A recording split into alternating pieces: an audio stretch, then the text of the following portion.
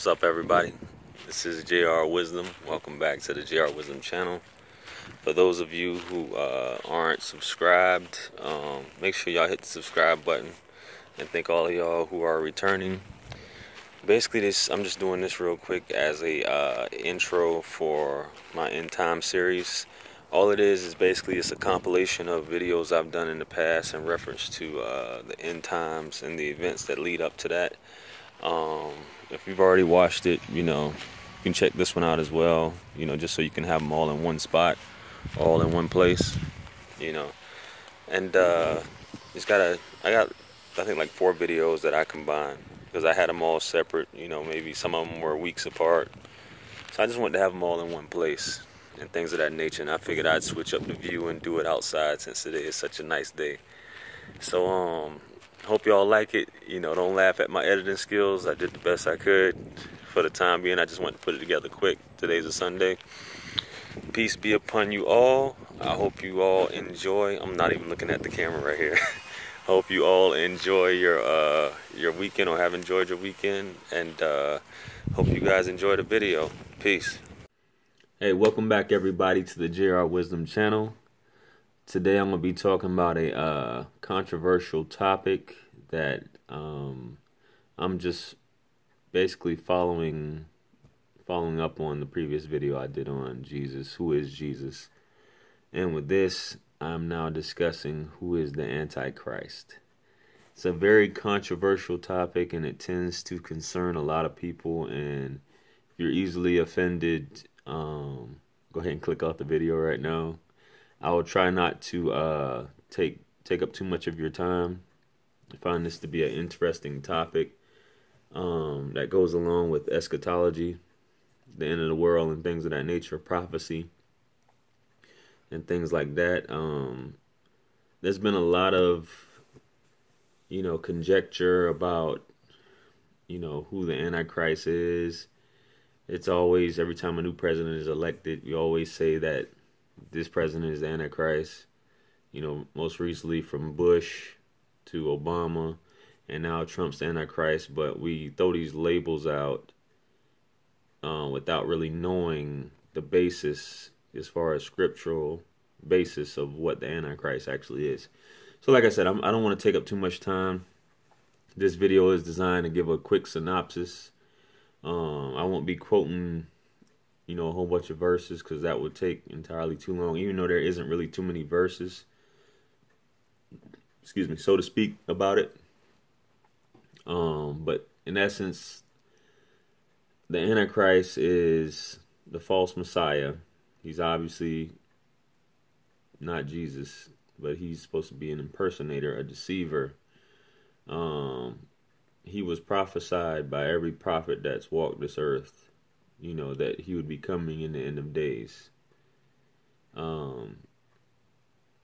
Like I said, we have to have a description on what this Antichrist is. And Revelations does a very good job, a poetic job of saying who this is, and by describing, beasts and fire and dragons and all these other things. But since the time of Jesus 2,000 years ago, there have been many false prophets and many, alleged antichrists or second comings and things of that nature. And I know there's been the prophecies of Daniel, along with Sir Isaac Newton, based upon his research. He's predicting, a cataclysmic or a world event that's supposed to happen around 2040, 2050, sometime along those lines. So,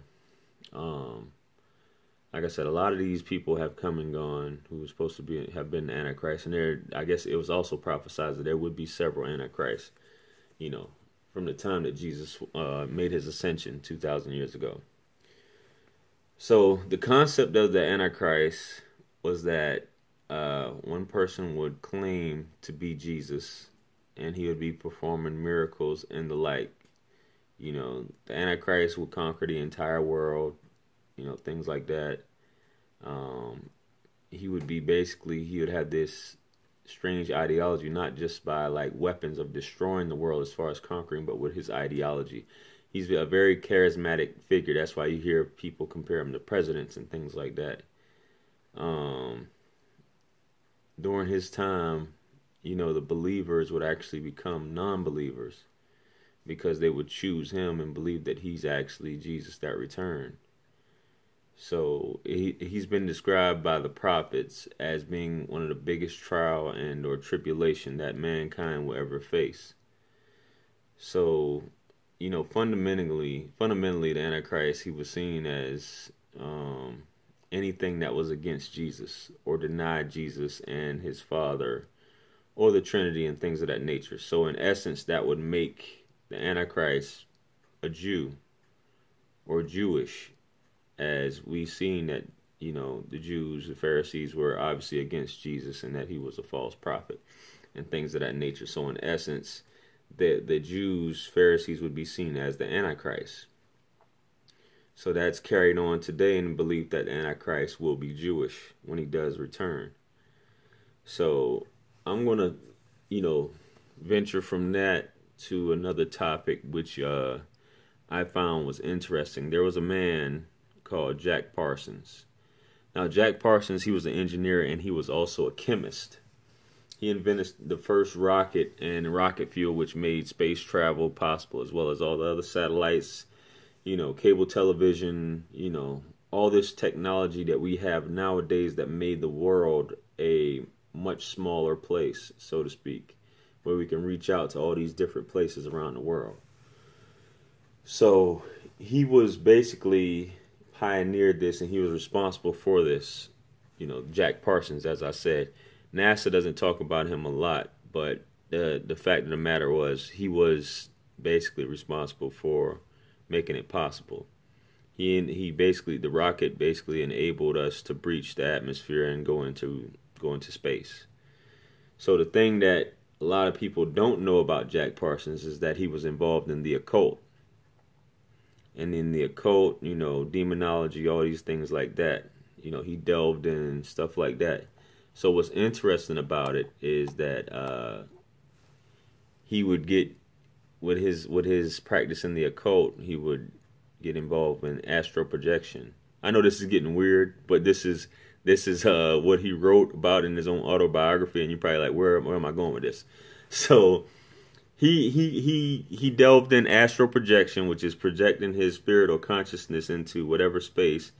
And when he did this one time, he met a person or a being or a demon or something to that effect called Balarian Armalus al-Dajjal. In Arabic, al-Dajjal is the Antichrist. So this guy, Jack Parsons, is American, just to let you know. And when he met this al-Dajjal, this being, it was said that he would fulfill the law of the beast, 666. In essence, he would be the helper, whether he was possessed by this person or not. He would be the helper, and he would be helping the Antichrist accomplish the mission. Things of that nature. He wrote about this in his autobiography and other occult texts. You can look Jack Parsons up for yourself. You can check out his books if you don't believe what I'm saying. This is documented that he wrote this down, you know, and this was about, what, 60 years ago?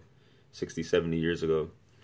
So that's just another tangent. I just want to throw that out there for something for y'all to consider. But anyway, let's rewind the time back to 500 years after Jesus Christ. You know, obviously Christianity has, you know, been in full swing at this point. Council of Nicaea is already convened, all that stuff like that. So you have a group of men that are traveling in the Arabian Sea, and they end up, due to bad weather, they end up, I don't want to say marooned on an island, but on a strange island, so to speak, and shipwrecked or whatever. So while searching on the island, they come across a beast. This beast is so hairy they can't tell the front from the back of it. And this beast basically tells them that a man is looking for them on this island. So they head in the direction of a temple where this man is at. So this man is a large man that they see in this temple, and he's chained up. And he's chained up with his knees and his hands like this. And so these group of men from the Middle East at this time are asking him, like, what's going on here? Who are you? So he replies and says, well, you guys can do whatever you want to me. I'm chained up. Can I ask you, who are you? You know. So they tell him, they say that, you know, there are some travelers. They're from the Middle East, the Syria, you know, Jordan, Jerusalem area, Arabia area. And he starts to question them, you know, and basically asking them things like, you know, what do you guys know about palm trees in Jordan? Are they still bearing dates? And they respond, yes, they are still bearing dates. So he gives a prophecy saying that soon those dates will dry up and they won't be able to, you know, putting out dates anymore. The palm trees won't. So he asked them about the Tiberias Sea, which is next to Syria. You know, he asked them what's the status on that. So they say that it's still a sea, and he said, well, soon the sea will be drying up. Basically giving prophecy of events that are to come. He asked them about a fountain in Israel, and that there's still vegetation around this fountain, which is right outside of Jerusalem, about 3 days outside of Jerusalem, 3 days travel, walking or whatever. And so they said, yes, the vegetation is still there. So he responds that, you know, that area may be drying up as well. So after he asked them and gave them prophecy on this, he revealed who he was. He said that he was the Messiah. At this point, he was Christ.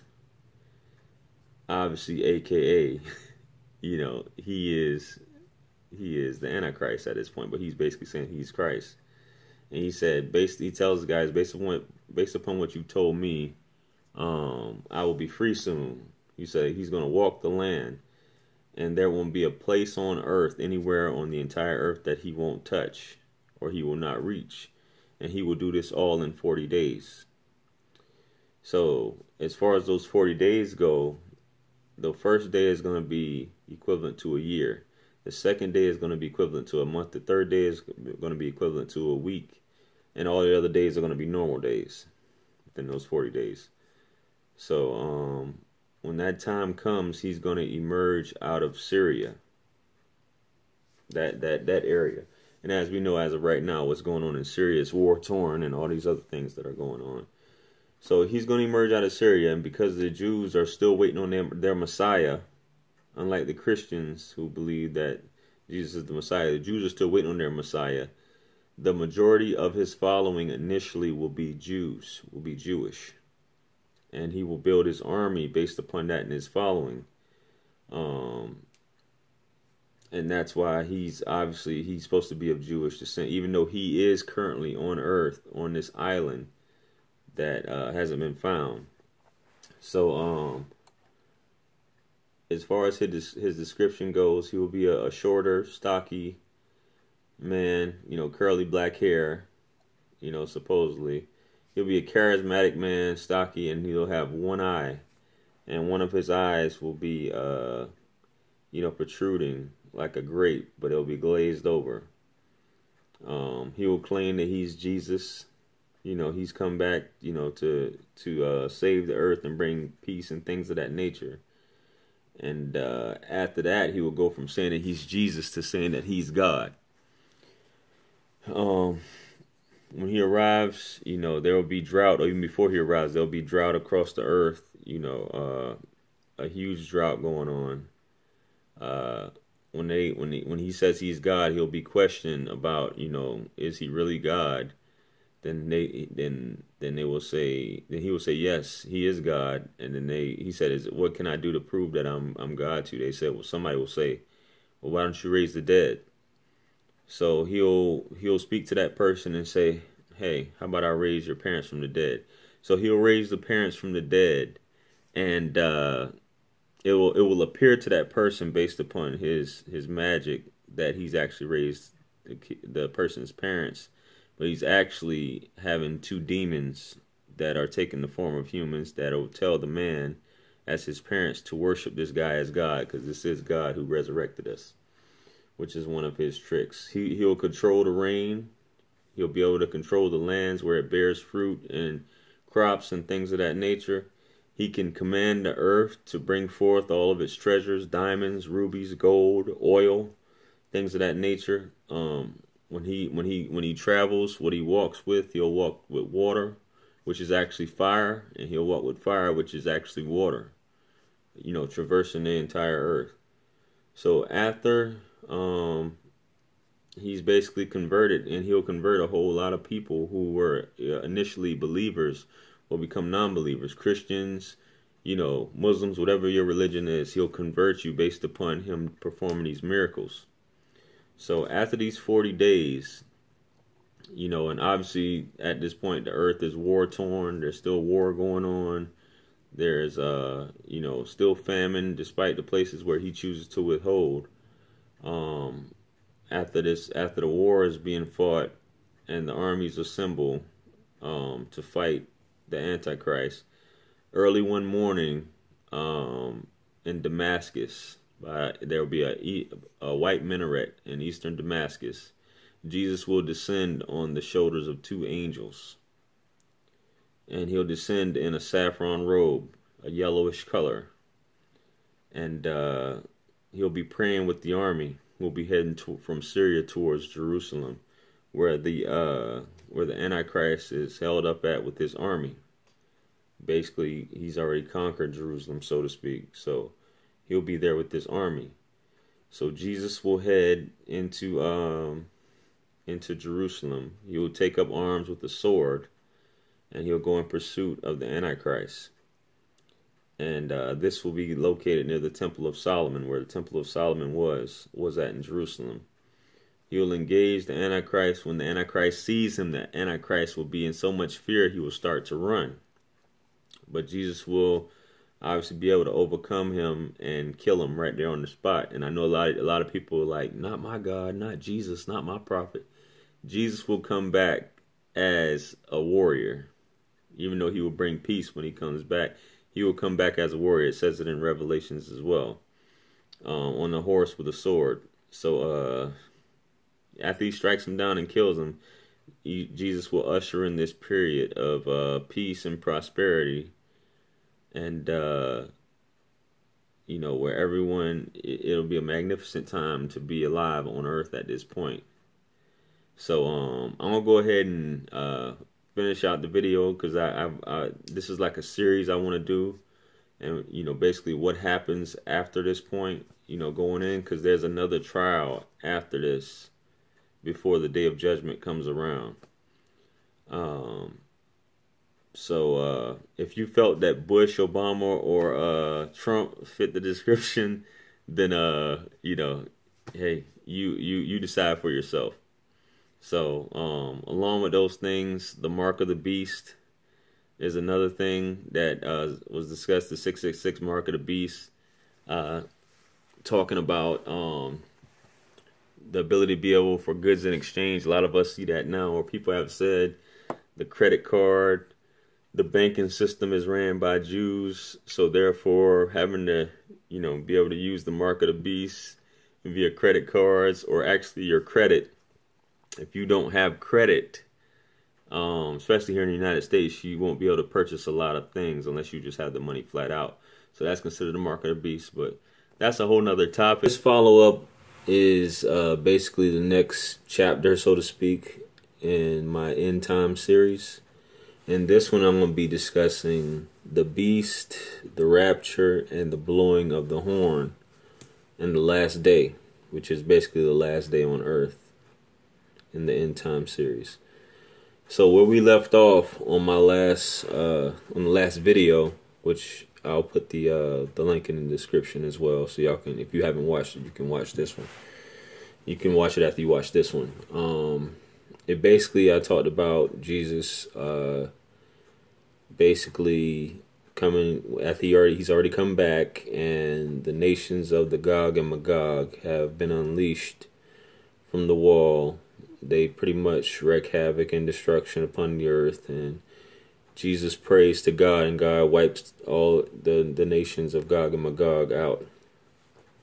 So with that being said, after this, Jesus has his reign on earth with peace, and so on and so forth. This is a peaceful time. This is a prosperous time for everyone. And he just lives a life, and contrary to popular belief, the narration says that he will die a natural death on earth. And after the point where he dies, and he dies naturally on earth, basically these people, just as it happened before, people will start to go astray again. And as people go astray, shortly after that, there will be a time or a point where the earth cracks open or breaks open, and a four-legged beast comes from the earth, as it's narrated. When this four-legged beast comes from the earth, this beast will speak just like a human being, so to speak. And this human being, and this beast will bring about the mark that he'll put on a believer and a disbeliever that he comes across. And after that point, when he carries this mission about, then there will be a gentle wind or a gentle breeze that will come across the earth. It will have a sweet smell to it, and when it touches you or a human being, whoever's around at this point, it will be like a touch of silk. And the believers at that time will pass away. This is, if you want to call it the rapture, this is what it is. All the believers at this time will pass away. Something as gentle as them sneezing, or coughing, or a hiccup, they'll pass away. And only the wicked will be left upon this earth at this time.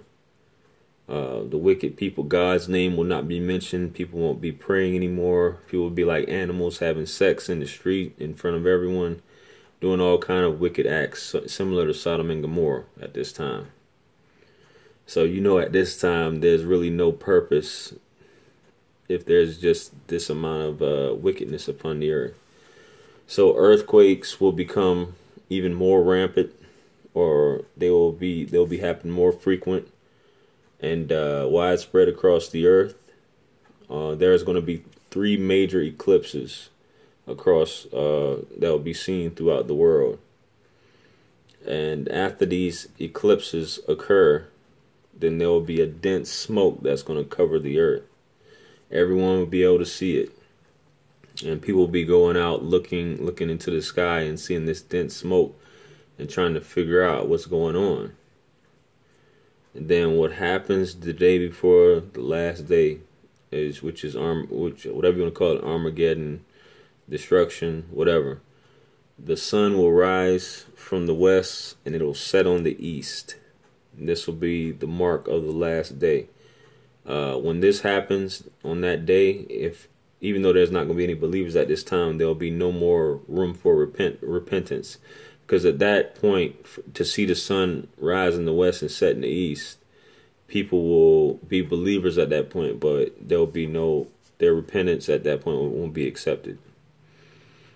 Similar, I guess, as they say to Pharaoh, when Pharaoh was drowned. After all these things occurred, he became a believer, but it was too late at that point when he was already drowning.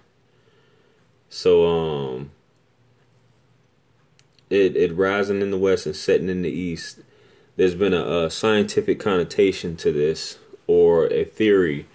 Basically, as of right now, the way the earth is spinning, it's slowing down every year.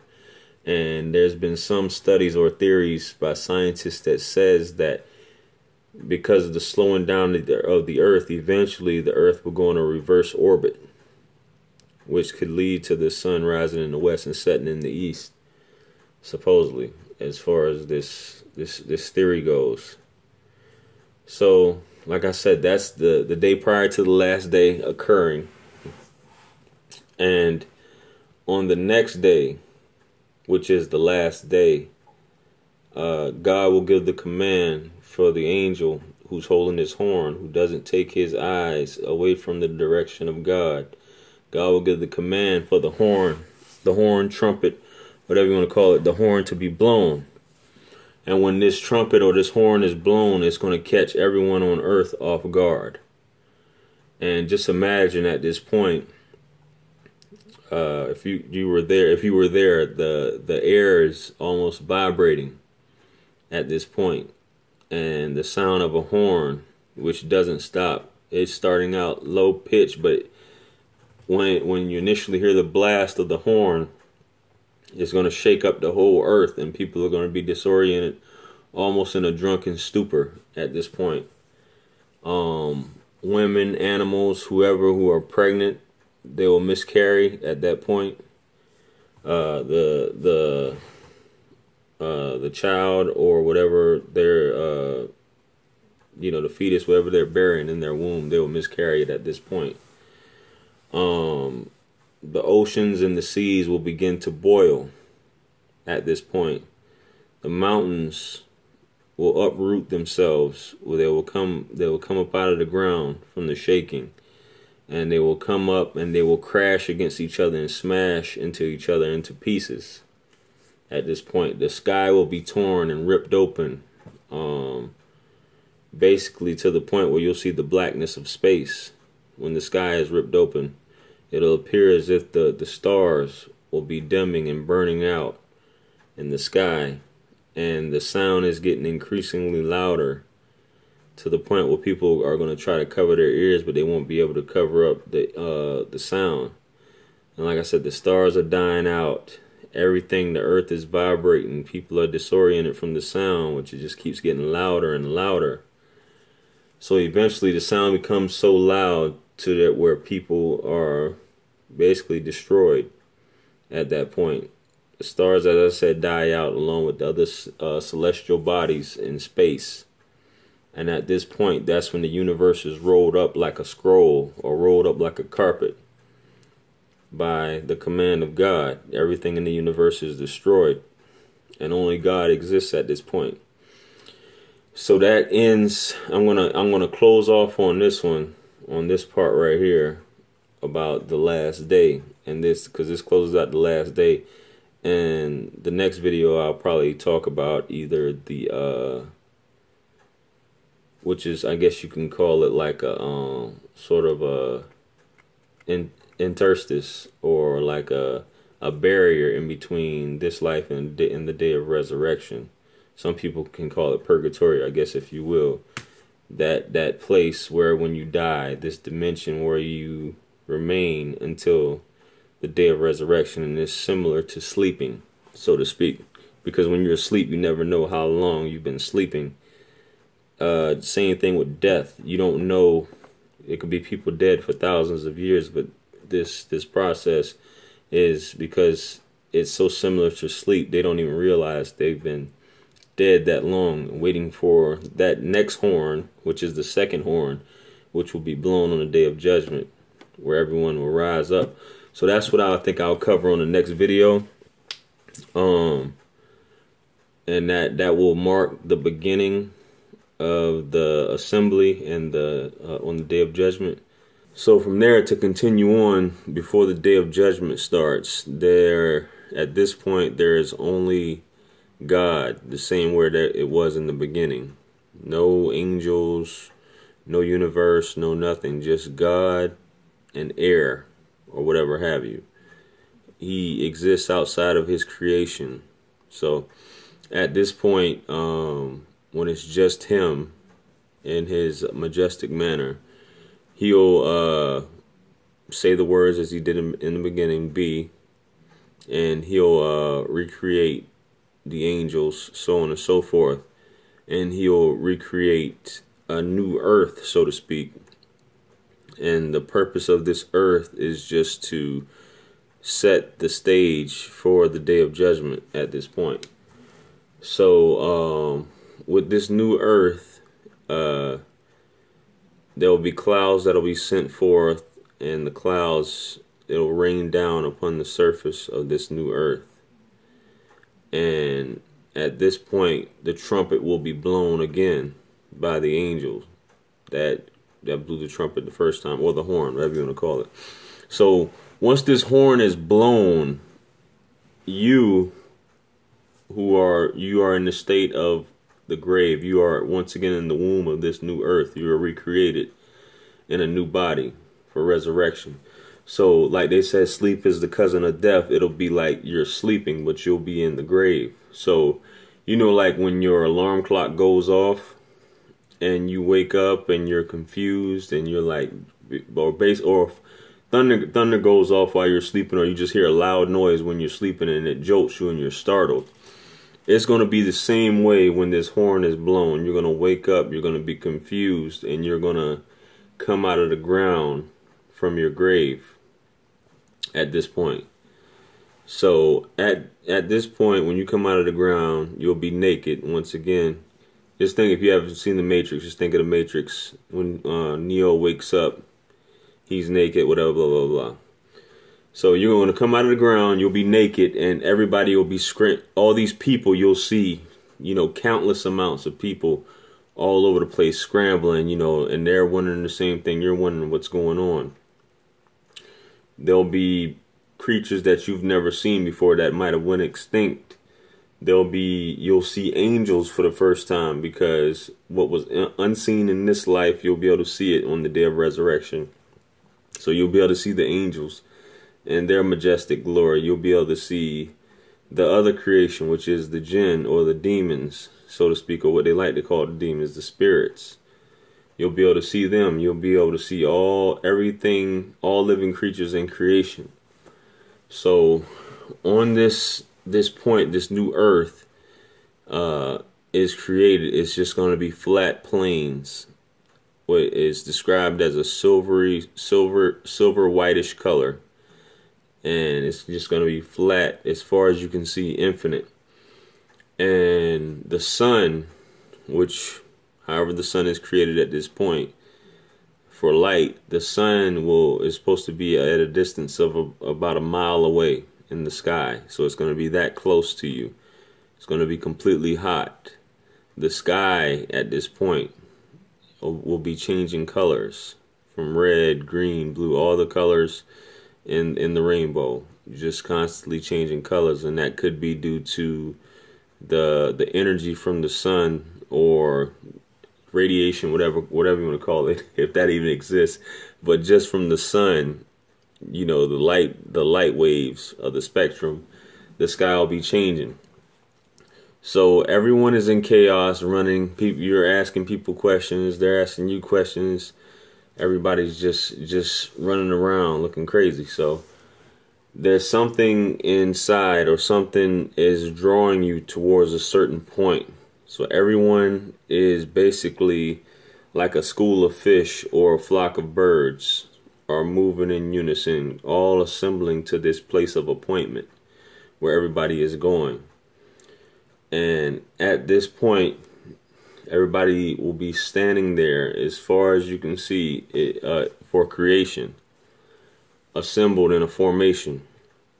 And it's said, even though time is a concept also created by God, the time that you'll be sitting there waiting for the arrival of God will be approximately 50,000 years, as the narration says. So after this time, everyone's standing there waiting, supposedly sweating profusely, some people wishing they were even dead at this point. And all of a sudden you hear a loud explosion that you've never heard before, and it's like a crack coming from the sky. And you see countless amount of angels descending, coming down, getting in their own formation. And then back to back, you just hear these explosions, and more angels come. And they're all lining up, getting in formation for every heaven, all 7 heavens.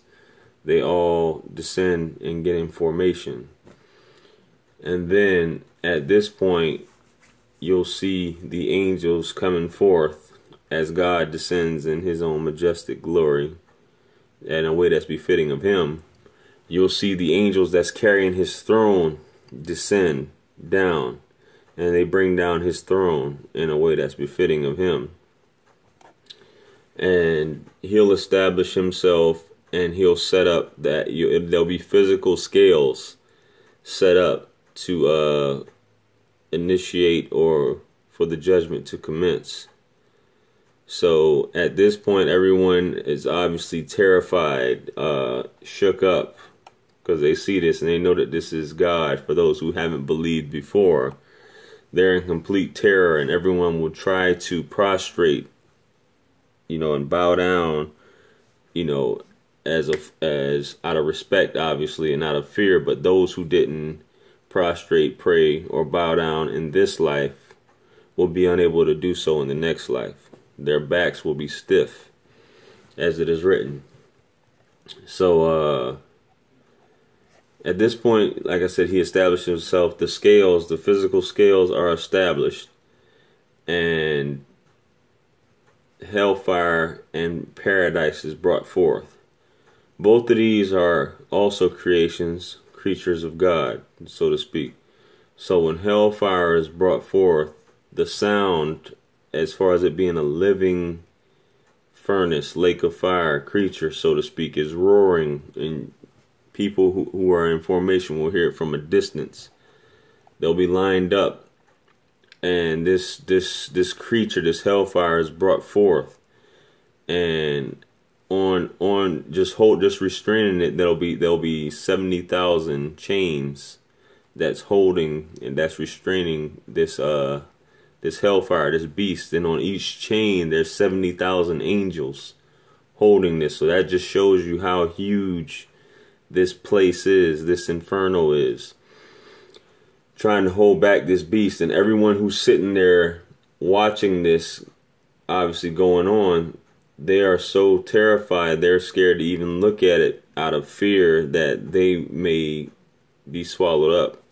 And they can just feel the heat just by standing there. The heat is scorching a lot of people out there. Same thing with paradise. Paradise is brought forth, and some people, they can see it almost as if it's a portal, as if they were looking at a portal of this place, which no eye has seen before, or nobody's heard anything come forth out of that. So at this point, obviously, this is when the judgment begins. Each person will be brought forth before God for their own appointment, and to be questioned about what it is that they did in their lifetime, good deeds and bad deeds of each person. And for those who try to lie, your own body will testify against you for the things that you have done when you are questioned about it. So if you try to lie about a particular event that you're questioned about, your hands might speak out against you, your feet, your ears, your nose, whatever, can speak out against you, just testifying against you. So everything that you've done, all the deeds, will be replayed in front of you. Just imagine if you're in a movie theater on a big screen, you'll be watching everything go on that you have done in your lifetime will be played back to you. So just keep that in mind. Everything is being recorded. And, if you've done an atom's weight of goodness, you'll get credit for it, so to speak. Whatever someone has done to you, you'll get your recompense. That's why it's also called the day of recompense. For whoever oppressed someone, whoever did something wrong to you, you shall get your rights back from them on that day. Anything that was taken from you, stolen from you, any harm that was done to you by someone else, you shall get yours back on that day, on this day of recompense, this day of judgment, this day of reckoning, so to speak. So anyway, you'll be questioned on this, and at that point, you'll be given your book of deeds in either your right hand or your left hand. If you get it in your right hand, you're going to paradise. If you get it in your left hand, you're going to the hellfire. So for those who are sentenced to the hellfire, they'll be drugged to hellfire on their faces, escorted by the angels, thrown into the hellfire. For paradise, they'll be welcomed gladly into paradise, where they'll abide. Now, I don't want to go too much longer on this video, because there's a lot more in detail before actually getting into the hellfire portion and the paradise portion. So I'm just gonna end it at that point of you being the actual judgment that's given. Everything is done in accordance with those who did good in this life. And you have this natural inclination inside you to know what people. Some people say, "Well, we wouldn't know. We would know anyway what's good," which is true because you have a natural inclination to do so. So, with that being said, I'm gonna go ahead and finish this video out right here because I don't want to talk too long and get people, bored from me talking. But your judgment's handed out. You go to your prospective place, and on my next video, I'll talk about a story that I heard. I believe he has a video on YouTube as well where he talked about an experience that he had or a dream that he had about this, and I also talk about heaven and hell, or the hellfire and paradise. So I hope y'all enjoyed this. So where I ended off at was, I believe we were talking about handing out your book of deeds, which determines where your eternal, so to speak, afterlife is going to be at. And once you get your book of deeds in either your right hand or your left hand, that's going to determine where you go from there. And that's when the sentencing, so to speak, the sentencing phase begins. So before I get into that, I just wanted to talk about a video I saw a while back, and it was in reference to a guy. He's basically talking about a dream that he had, which was right along the lines of what I'm going to be talking about, and about the narration. So he basically said he had a dream, and in the dream it was similar to the Day of Judgment, obviously, and he awoke and he was in line basically, and everything around him was clear. It was just like no trees, no vegetation or nothing. He was in line and he was waiting in this long line. He said in the distance he could see like a silhouette of what I guess was supposed to be God. So he was standing in line, and he said everybody's body was translucent. You could actually see through their body, but in their bodies, like, nobody was really talking. In their bodies, you could see like what appeared to be seeds, so to speak. And I thought that, as I go along in this story, what he came to, what the seeds were, was actually, kind of a very good reminder. So he said everybody's standing there, and he said the line keeps going forward. And he's saying that he could hear God's booming voice talking to, people as they're doing the interview and reading their deeds. And he would say either, depart from me. I guess if they were thrown into the hellfire, he said a portal would open up and their body would be sucked into the portal immediately. And he would see the fire, and the fire would be so hot that it would scorch the side of their bodies. And it would be like a quick, the portal would open up like that, and they would be sucked in, and he would hear a scream, and then the portal would close back up, basically going to hellfire, So anyway, he said he's going up and he's thinking about all the things that happens to him, and he could listen in on the conversation.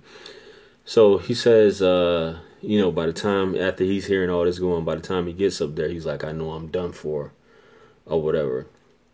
So he said he gets up to God, and God starts running everything down to him about what he did, his life, this, that, and the third. And so he said as he's running these things down to him, he's asking him, God is asking him questions, and he's like shaking. He's like, at the point, I don't want to hear no more. I really don't want to hear anymore. So he asked him about a particular conversation that he had with this lady, and he was like, God was asking him, well, in this certain situation, you basically didn't forgive her, this woman, this friend. And he was like, I did forgive her, God. And God was like, well, what about those seeds in your chest? Why do I see seeds in your chest? And he said he looked down at his chest, and he said, oh, that's what those seeds are for. And he basically said, well, I did forgive her. He said, well, how come, God said to him, well, how come every time you talk to her, I could tell, not I could tell, but I knew every time you talked to her that you didn't forgive her, and just by the way your tone was with her, you didn't forgive her.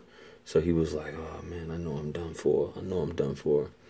And he kept questioning him, I guess, about every other thing, all the other seeds in there. And basically what he was saying was those seeds were grudges, so to speak, or something that he held against somebody that he never forgave someone for, that he carried with him. And obviously what those seeds basically planted, and they came over to his afterlife and would determine his salvation.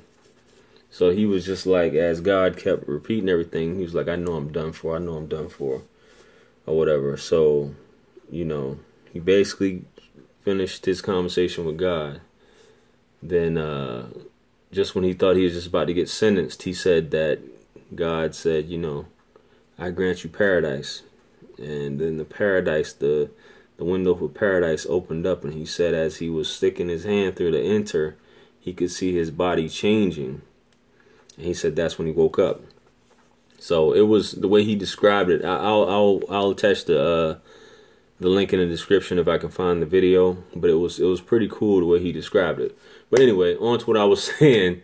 Once you receive your book, you'll be escorted to your final destination.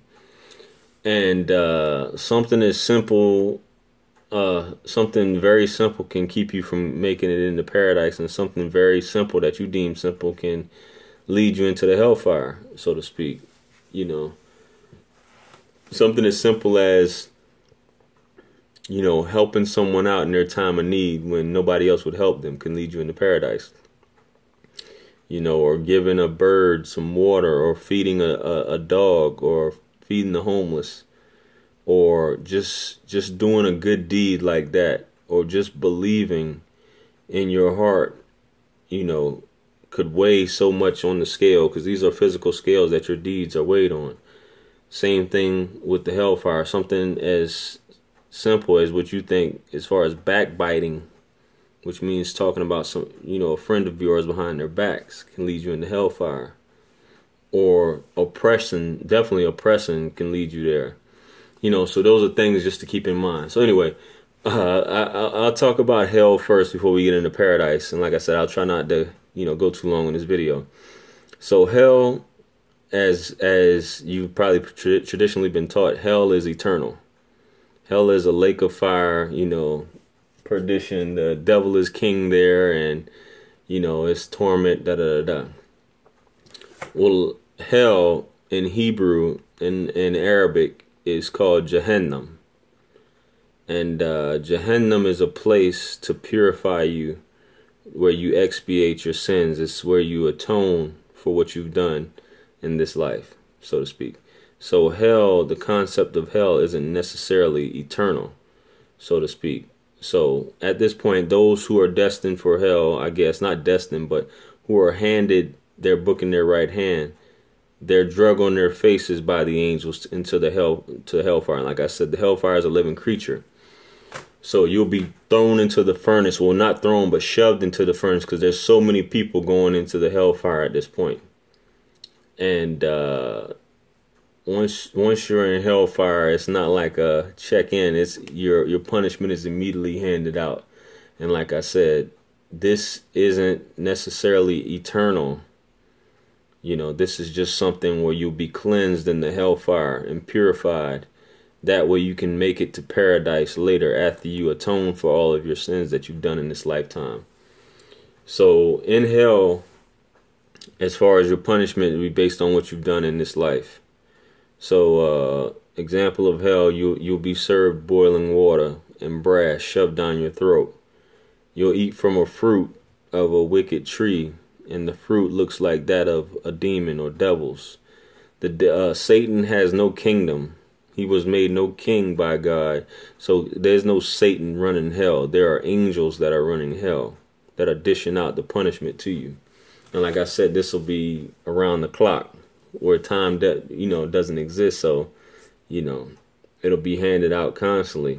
The most horrible punishments you can think of in this lifetime will be there, except amplified, And the thing about it is kind of like Prometheus in Greek mythology, where his liver and all this will be eaten and his body will just regenerate back. It'll be the same thing for you in the hellfire, where your body parts will just keep regenerating. So it's narrated that there'll be hooks. You'll be attached to hooks and chains to your private parts.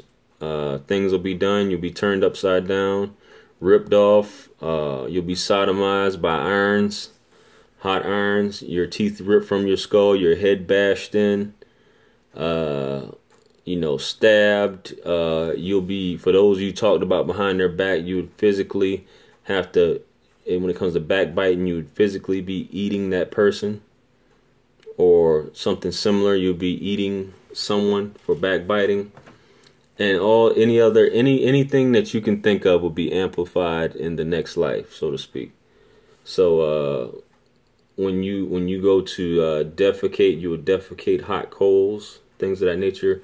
It'll be so hot your brains will boil out, and then you'll regenerate. The physics of the next world is not of this world. So the flames are described as being so hot that they're black, which doesn't really make sense in this life. But that's how hot they've been cooked, that they'll be black. So those are just things for hellfire. Like I said, it's not meant to be eternal. Not for, it's narrated, not meant to be eternal, just for you to expiate your sins. But the thing is, you don't want to spend a second in the hellfire to witness these horrors and things of that nature that go on.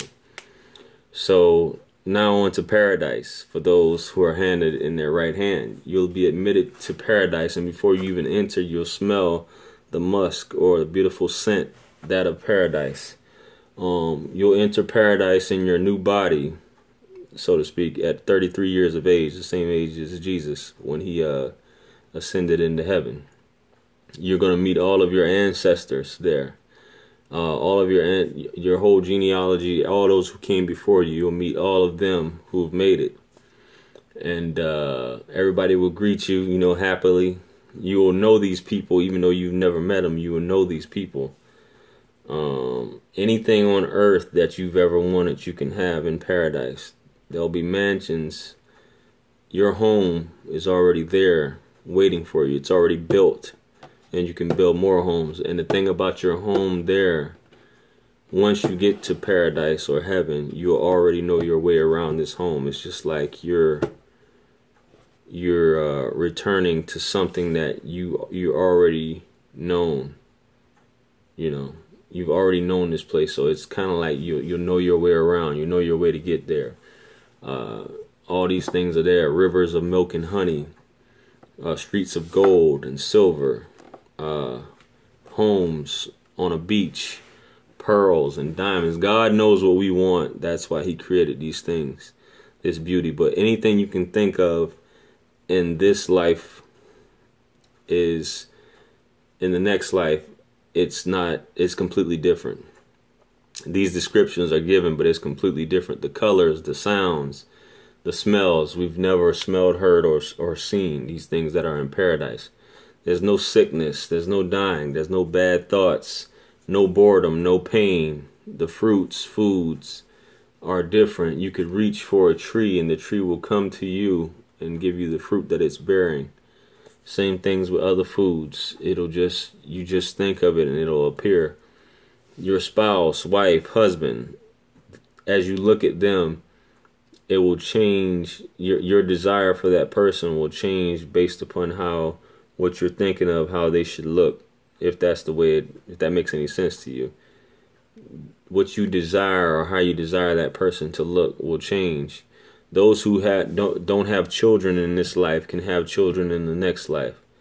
All this will be allowed. Anything that you can think of, you can have in the next life. But that plus more. But the greatest gift of paradise is being able to see the face of God himself.